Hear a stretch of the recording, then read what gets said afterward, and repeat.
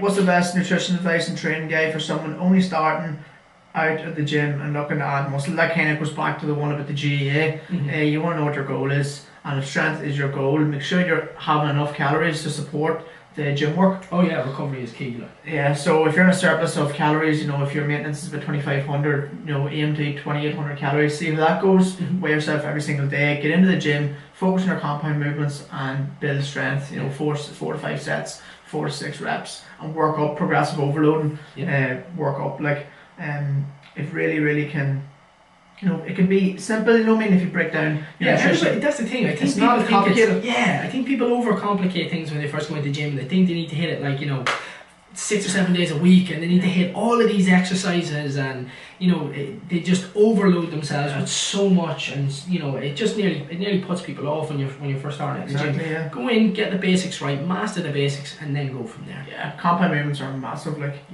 There's a big question here. If cutting and protein is hit every single day perfectly, and also calories are in a 300 deficit, does it matter what ratio carbs and fats are in the remaining calories if a great physique is intended end goal? He knows that carbs allow people to train longer and harder, but he seems to be grand when carbs are lowered and most of my calories come from healthy fats and protein.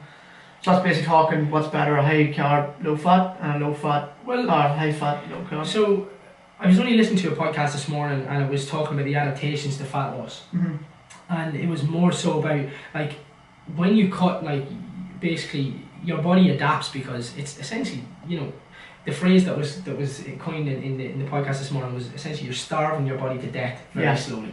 And that's essentially what you're doing, but your body's going to just try to slow that down because it doesn't want to lose weight. It just wants to stay in what we would call as homeostasis or balance. So what I would say to do is, again, just make sure that you're not going too low on your calories, because you're going to hit plateau very fast. And then where do you go from there? Do you double up on your training and eat less? Or you're not ruining your metabolism if you go too low. You're going to be in bits.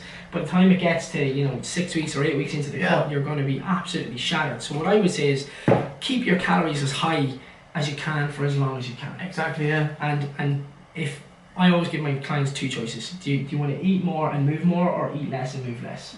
Everybody always picks eat more, move more. So they get more calories, but they got to do. They need it exactly, because if you're eating more calories to move more and you don't move more, it's not going to work. As you get lighter and as you get leaner, your body will struggle to lose. Lose body fat. So what I would do is, a lot of my clients, I give them diet breaks. So I give them a week off. Exactly, yeah. And so I would do maybe 5 to 6 weeks dieting, and then a week off, and then go back on. But now, what I mean a week off, it's just back up to maintenance calories for it's a week. A deload for nutrition. Exactly. It's even refeed days as well. Yeah, 100%. Yeah. That they're all applicable in those types of situations. Yeah, so to answer your question, it depends what your goal is really as well.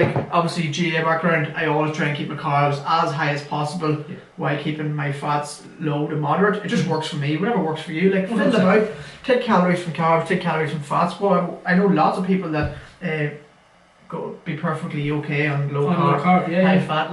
I personally, I have to be high carb. I kill someone. Yeah, I have to be high carb. Someone takes the carbs away from me, I'm just yeah, you don't want to talk to me on no carbs. So as long as you're in a small deficit, you're going to be losing body fat, and it's up to you if you want to go high carb, low fat, whatever suits you. It really is whatever suits you.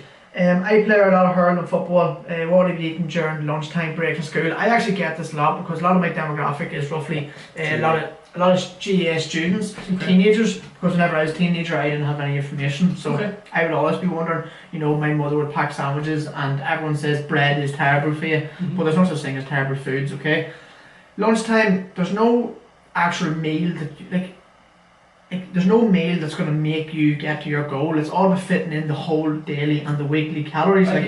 If your goal is to play GA, if you play a lot of sports, more likely you're going to be burning a lot more calories than someone who doesn't play any sports, just go to school. For sure, yeah. So you're going to have fuel in your lunchbox, and there's no such thing as bad food. So you break down your lunchbox, this is what I used to do, into 3 parts, You would have your protein source, you have your carbohydrate source, and fat source, and where you get them from is going to determine how well you'll be able to perform after school in your training.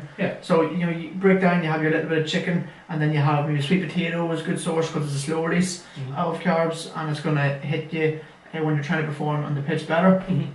So break down your lunchbox into 3 pieces: protein, carbs and fats, and a perfect meal would be chicken and sweet potato and a little bit of fats, maybe in a handful of almonds, or you know what I mean. But I also say knowing what's in your lunchbox is quite a cool thing as well, because like I suppose I always say to my clients, like it's like me saying to you, okay, I want you to drive from Dublin to Galway, but I need you to guess how much petrol you need. Do you know? So if you kind of don't know what's in it, or you know, that kind of thing, so learn a little bit more about what you're taking in is quite cool as well. So you know, if you kind of say, right, well, I'll have a cup of rice and I'll have, you know, X amount of almonds and I'll have this amount of chicken, at least you know what that breakdown is. So then when, let's say it comes to, you know, training and you have a really shitty training session, but you had fuck all carbohydrates. Yeah, you're gonna know that wasn't enough. That wasn't enough. Yeah, you know, trial and error. So it is assessing it and then kind of giving it that trial and error kind of thing. Yeah, you know, over time, you know, mix up your lunch boxes and what suits you, and you will find a way that will make you perform on the pitch. It took me months and months to find what foods. It does take a little while, doesn't it? Like I remember last summer, like I did find a meal that really helped me on the pitch. Like, but everyone's different, so don't go by anyone else. Go by yourself and trial and error. So I'm gonna open up my Snapchat here, okay? On Snapchat. So I'll fly through these really quickly. Go for it. What advice would you give to your 16-year-old self, nutrition and training wise? I'll start off myself. The advice I give to get proper scientific knowledge.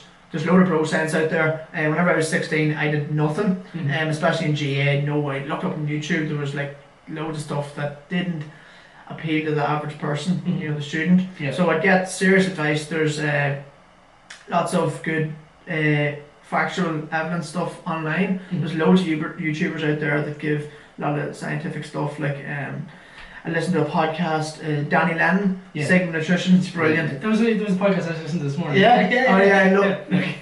So that's where we're getting our scientific stuff from. He's brilliant. Rob Lipsett was on it as well there a couple weeks ago, and that is someone, podcast so easy before you go to bed for a 16-year-old. When I was a 16-year-old, I used to be lying in bed dreaming about getting this brilliant physique and everything. Just listen to scientific stuff in your headphones, you know what I mean, Sigma Nutrition. And like that Sigma Nutrition breaks it down to sort of like what I was like. I'm not very good with the sort of sciencey end things, so it breaks it down to sort of layman's terms. So I think it's great for the person like myself who, you know, kind of wouldn't really be huge into the sciencey end of things, but you know, I was never really great in school, so you know, it breaks it down to sort of like basic terms. It's easy to understand. But yeah, no, I would definitely say to myself is Jesus Christ, get into fitness quicker and mobility quicker. Yeah, mobility, exactly. And get your form right. You know, form's so important for a young age. Mobility and fitness for me would have been a huge one. If I could go back and tell myself when I was 16 now, oh my god, fitness and mobility work on that. Like I'd probably be trained like a CrossFitter. I've actually fell in love with the fitness end of things. Like you know, I mean, just half doing the boxing there, like just the cardiovascular fitness is just ridiculous, and it feels better. It does. You know, for some reason, actually, don't know why I'm saying this, but see, if I bench like 100 kg, you feel good or whatever, or if you ever got to that level, but doing like a 10k in under a certain time, it's such a good feeling. Yeah, so at that age, I would focus on make sure your cardiovascular health is high. Next one, should you place strong emphasis on core training when you begin working out for the first time?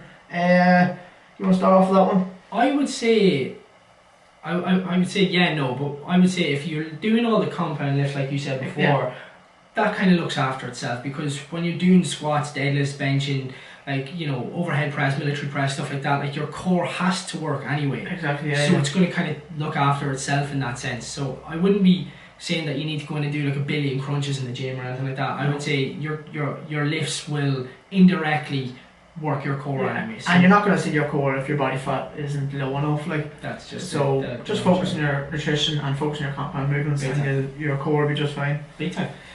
What's his favourite chocolate bar?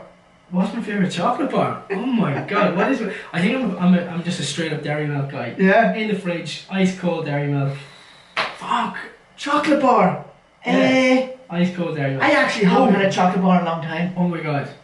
A protein bar, I have fulfilled protein bars, but a chocolate bar. Are you for real? You haven't had a chocolate bar in ages? I can't remember the last time I had a chocolate bar. Not just because of diet, but I just don't. That's probably why I look like this and you. I mean, too much chocolate. But yeah. I don't know, a Moro comes into my head. That's old school. A Moro. That's old school. Yeah, that's how long I haven't had a chocolate bar. I swear to God. Dairy Milk out of the fridge, straight out of the fridge, has to be ice cold. Unbelievable. Yeah. Or like a Reese's bar, something to do with Reese's. Yeah, so that's probably why I haven't bulked in so long. So. There you go. Playing a match at 10 in the morning, what would you have? Eat before, And would you go? Right, so if I have a match on Sunday morning, 10 o'clock, what I do is I have a big meal on the Saturday night. I would do that. Yeah, so I would try and fill my glycogen stores up as much as I can the day before, not actually the morning time, because you're not going to have time to eat that morning. Something small like a banana. Exactly the way you said it. The day before is a perfect time. Before my boxing fight, I was eating like a lot of carbohydrates the day before and even the day before, and it really stood to me. Like, don't think on the day of a match, think the day leading up to a match. That's going to really stand you. Like, so think of like today's food is tomorrow's fuel. So perfect. Like that. Okay, the last question here, finally. For a 15-year-old, what snacks, if any, should I take during the school day? So you've already talked about that before.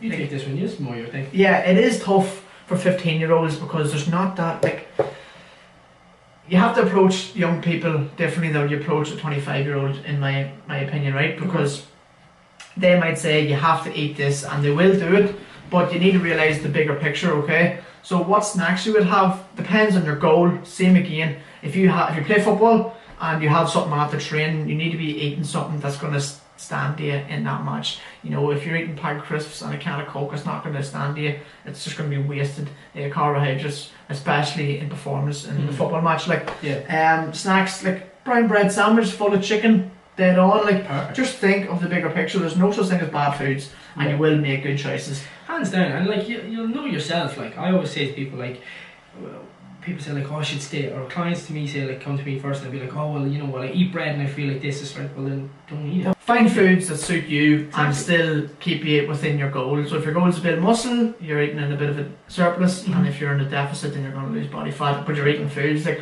what suits me every day, especially before I go to bed, is Greek yogurt and a melted protein bar, and maybe with a scoop protein. And that mightn't help for you, it mightn't work for you whatsoever, but it works for me. And in the morning time, I always have oats with chopped fruit. Like, it works for me. Like, there you go. But some people, you know, everyone's different. Like, so find what works out for you. That's it. I hope you enjoyed the video, and you can follow Aaron on all social medias. Check out his Instagram, check out his YouTube, and me, RiceLifestyle. Yeah, man, I made the trip the whole way up. Buzzing. Only up the road, like. This man's originally from Dundalk, like, so I'm living in Dundalk at the minute. It's only up the road in Swords, so we're gonna finish up this video and give it a like because you like us, and subscribe if you're new to me and new to him. Yeah, thanks very much, guys. We're out of here. Appreciate it. Thank you.